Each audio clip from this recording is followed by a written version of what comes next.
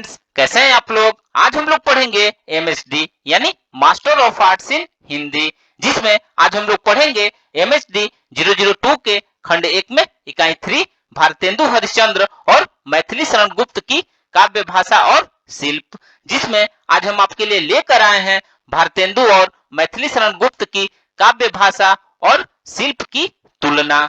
तो video start करने से पहले जो भी फ्रेंड्स हमारे चैनल पे नए आए हैं कृपया चैनल को सब्सक्राइब कर लें और बेल आइकन को प्रेस कर दें, ताकि जो भी लेटेस्ट वीडियो हमारे चैनल पे आए वो सबसे पहले आपको मिल सके। तो आइए ज्यादा टाइम को न लेते हुए चलते हैं अपने टॉपिक पर। भारतेंदु हरिश्चंद्र और मैथिली शरण गुप्त की काव्य भाषा और शिल्प में भारतेंदु और मैथिली शरण गुप्त की काव्य भाषा और शिल्प की तुलना के बारे में पढ़ते हैं। तो आइए वीडियो को स्टार्ट करते हैं। किसी भी रचनाकार की भाषा उसकी चेतना की प्रकृति का गहरा संबंध होता है। इसी तरह रचना के वस्तु तत्व यानी कंटेंट और उसके रूप तत्व यानी फॉर्म में भी गहरा संबंध होता है। एक तरफ भाषा और चेतना का द्वंद्व तो दूसरी तरफ वस्तु तत्व और रूप तत्व द्वंद्व। यह दोहरा द्वंद्व कवि कलाकार को झेलना पड़ता है। इन दोनों प्रकार के द्वंद्वों को जिस गंभीरता के साथ भारतेंदु ने झेला है उसी तरह से शायद मैथिली शरण गुप्त ने नहीं झेला है।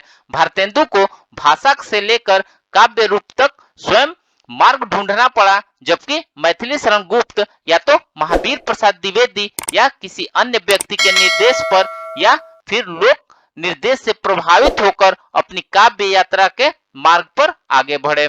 फलस्वरूप दोनों की काव्य भाषा का अंतर केवल पुरानी भाषा या नई भाषा का अंतर न होकर दोनों के अपने व्यक्तित्व का भी अंतर है, जो इन दोनों की काव्य भाषा को अंतर से रेखांकित करता है।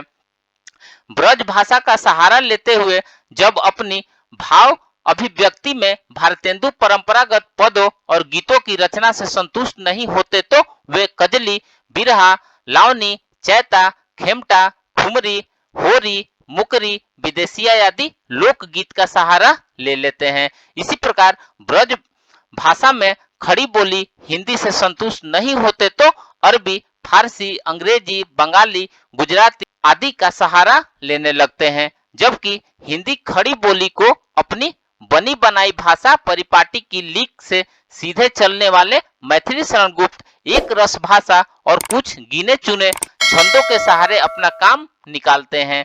द्विवेदी युगीन वर्णात्मक और अपनी सपाट तथा इकहरी चेतना के कारण इनकी रुचि प्रबंध रचना की ओर ही अधिक रही है, जबकि प्रबंधात्मकता को भारतेंदु ने प्रायः तिलांजलि दे रखी थी। इसके लिए उन्होंने नाटक की रचना की, अन्य गद्य विधाओं का सूत्रपात किया। यह आवश्यक गुप्त जी को कभी महसूस नहीं हुई।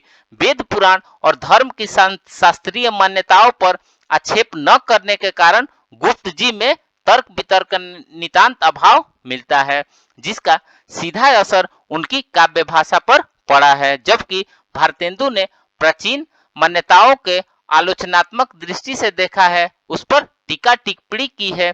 यह आलोचनात्मक रुख इनकी भाषा में भी लक्षित किया जा सकता है। तो फ्रेंड्स, इस प्रकार से आज हमने भारतेंदु हरिश्चंद्र और मैथिली शरण गुप्त की काव्य भाषा और शिल्प में भारतेंदु और मैथिली शरण गुप्त की काव्य भाषा और शिल्प की तुलना के बारे में पढ़ा। तो मिलते हैं एक नए वीडियो के साथ में, तब तक से हमारे चैनल पे बने रहिए।